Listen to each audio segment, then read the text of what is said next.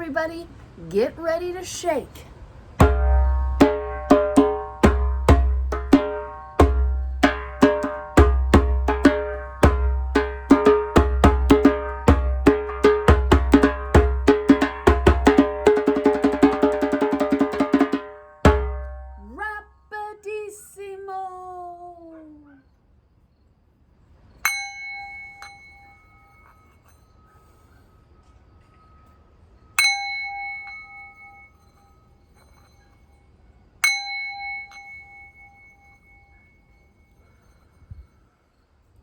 I wish Sydney was here. She knows how to make this little singing bowl sing better than anybody else. I have a different space today. The kids who go to our school know Lori. Lori is a great teacher at daycare, and she is one of the kindest, most fun people I have ever met. Lori is one of my dearest friends, and this week, Lori and her family are on holidays at a cottage. So, Jeff and I have moved into their house to look after their cat named Dax. Chris and Jackson, my big boys, are still at home looking after Mumford and Ninja Slipper and Paisley Girl, the dog as well. But Jeff and I are having this little holiday here at Lori's house. I have 3 great books I want to read to you today. These books came to me from my friend Andrea. Lori and I are a teacher at the daycare where we go to, and we learn with kids. But Andrea is a teacher at the school, at the college where they teach grown-ups to be teachers and learners with kids. So Andrea has shared her 3 favorite books with me. And I want to say a special hello to Healy and Coulter. Andrea's kids are super cool and they love watching these videos too. So hi guys. The first book I'm going to read to you is called One by Kathryn Otoshi. This is an interesting book about put-ups that make people feel good and have comfortable feelings, and put-downs that make people have uncomfortable feelings. See if you can figure it out. Blue was a quiet color. He enjoyed looking up at the evening sky, floating on waves, and on days he felt daring, splashing in puddles.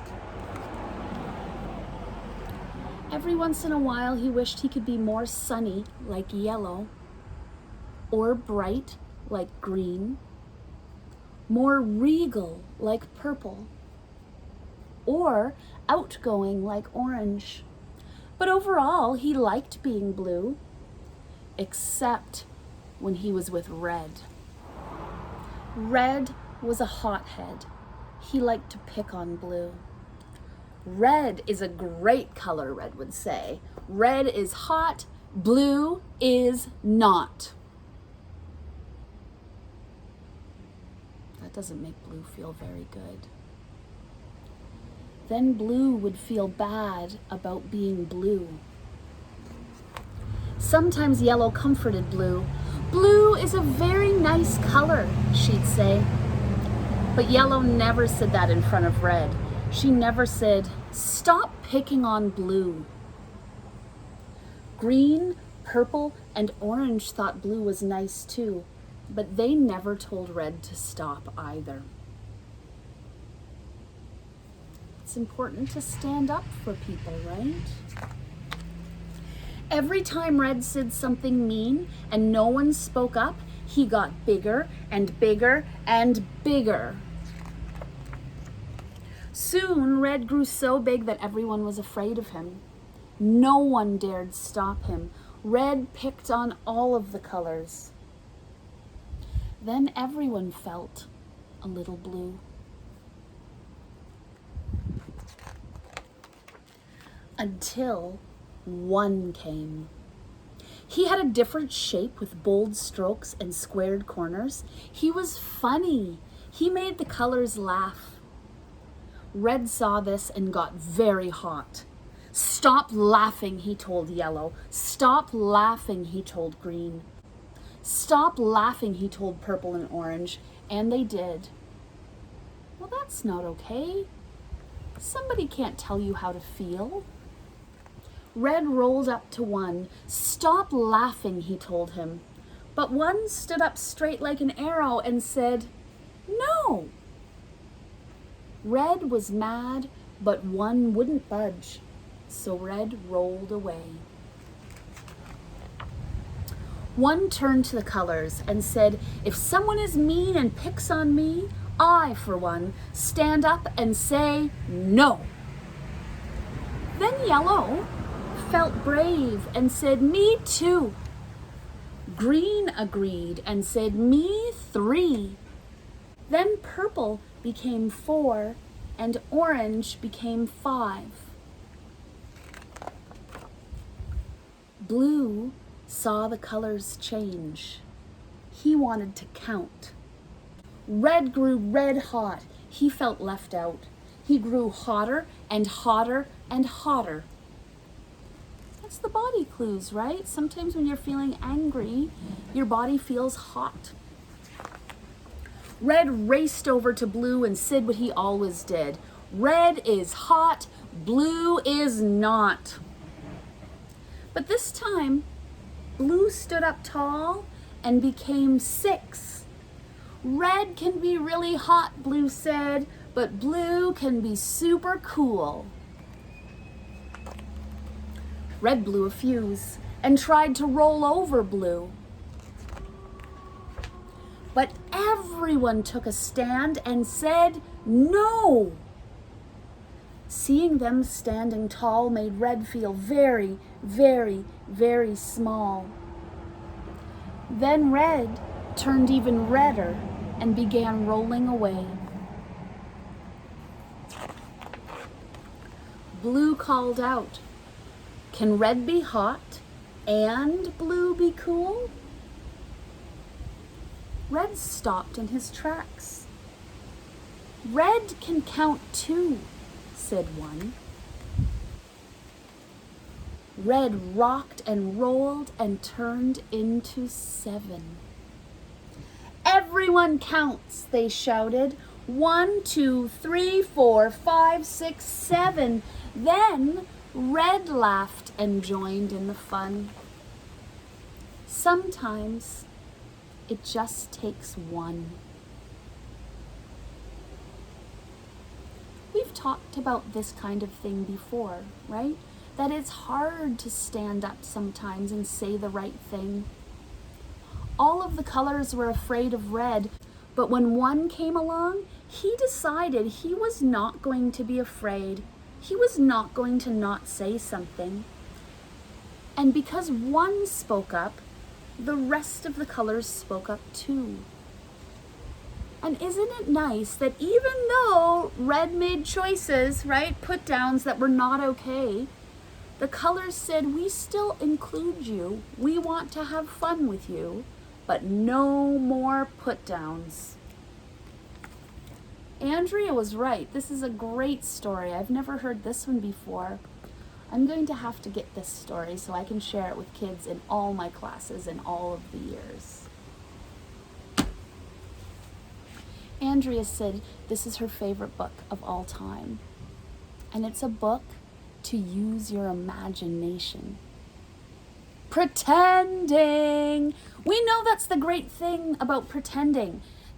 There are things that would simply never happen in real life, but in your imagination, you can pretend anything.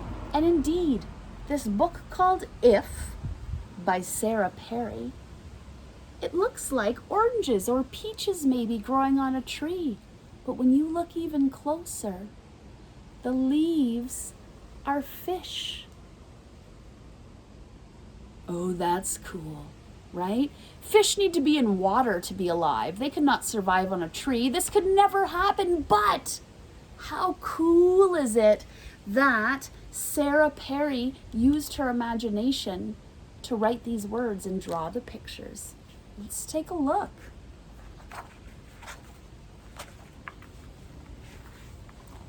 If cats could fly.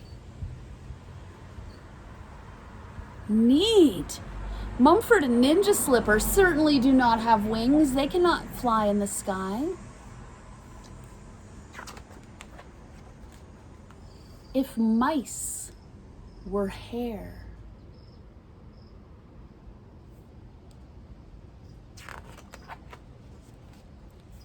If worms had wheels. I bet you worms with wheels would move super fast. I'm imagining it right now. Yeah. If frogs ate rainbows.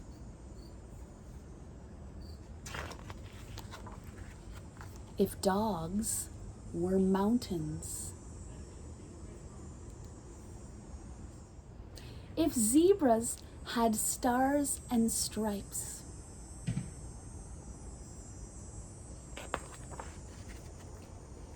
If music could be held. If ugly were beautiful.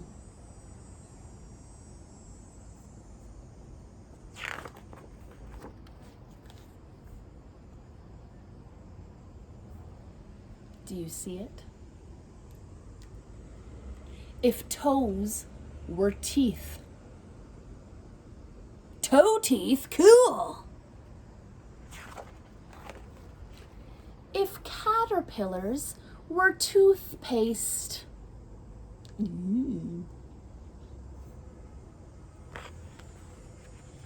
If whales lived in outer space.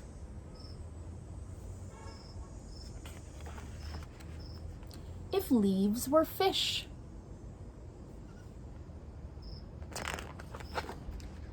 If clouds were spirits. Do you see the faces in the clouds here? Sometimes when we are outside, we like to look at the clouds and pretend what shapes they are. That's a fun game to do. If butterflies were clothes. That would be tickly to wear a shirt made of butterflies. If lightning made rhinos.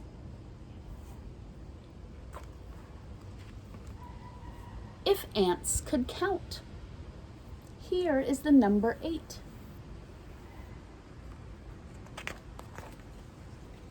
If the moon were square.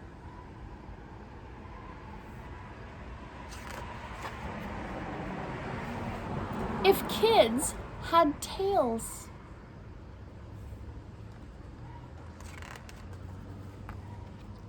If spiders could read Braille.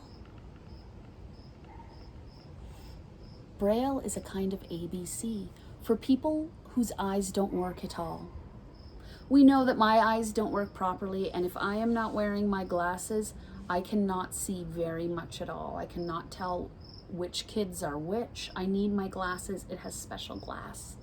But there are people whose eyes don't work at all. They don't even get to see shapes and light and dark. These bumps on the page, each group of bumps is a different letter. So for people whose eyes don't work, they just need to touch the page and feel the bumps, and then they can read the words. Isn't that amazing? I think so. But imagine if spiders could read. If hummingbirds told secrets.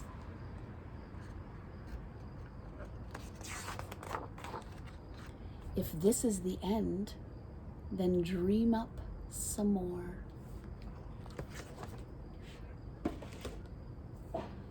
If my cats could do the laundry.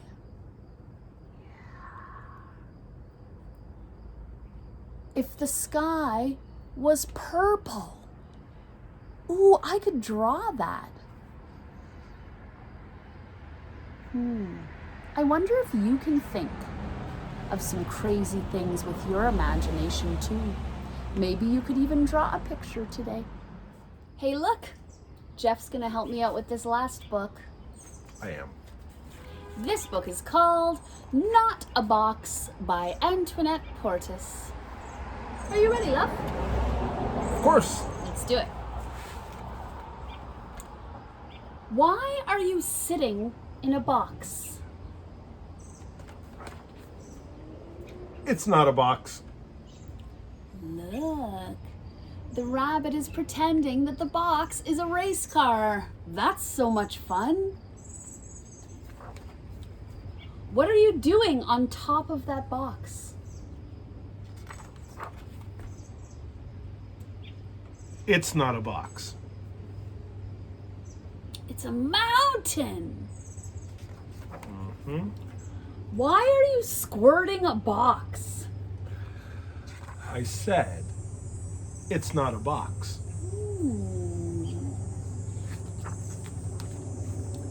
Now you're wearing a box? This is not a box. Robot. I am a robot. Are you still standing around in that box? It's not a box.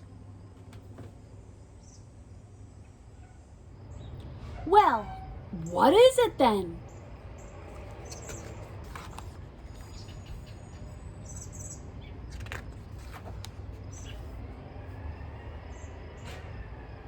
It's my not a box. 5, 4, 3, 2, 1, blast off.